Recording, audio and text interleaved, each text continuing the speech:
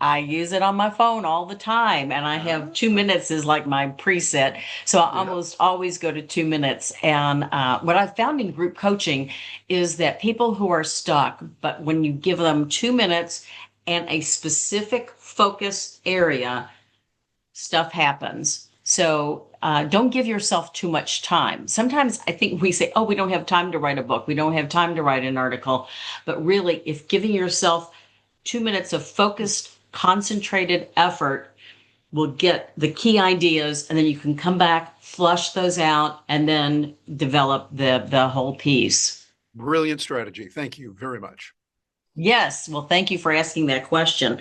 I also want to tell you that basically this kind of process can help you write a book, an entire book.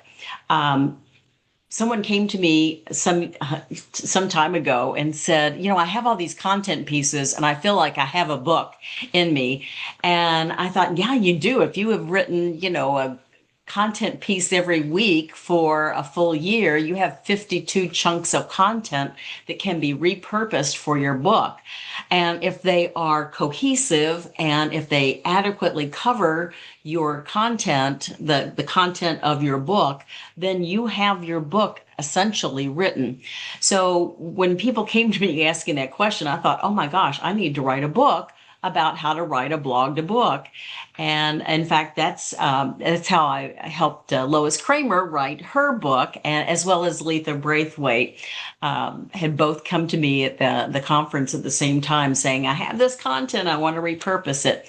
But basically, you start with the questions, you group the questions, you figure out what content you already have, you get them organized, and then you write the book. So it can be pretty quick. If you also have a lot of content already generated, I had when I wrote blog to book, I wrote it as a blog to book because I too had developed content over a long period of time, and I was able to put it together into a cohesive unit, and it's called Blog to Book, repurposing content to discover the book you've already written. Um, one thing that you'll need to think about as you do this is consistency and redundancy. You want to have consistency through the book, but you don't want to have redundancy where you might have that in a blog post and you might revisit a topic. So you want to be careful about those sorts of things.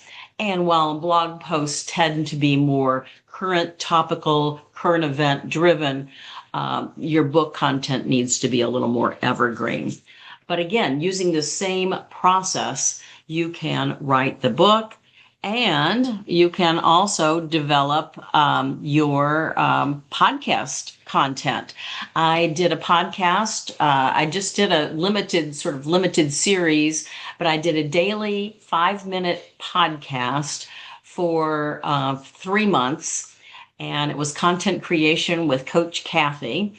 And basically, I took the content from my book, Writer Crisis Hotline, which was posed as question and solution, and basically repurposed that in little chunks that I wrote with the help of AI.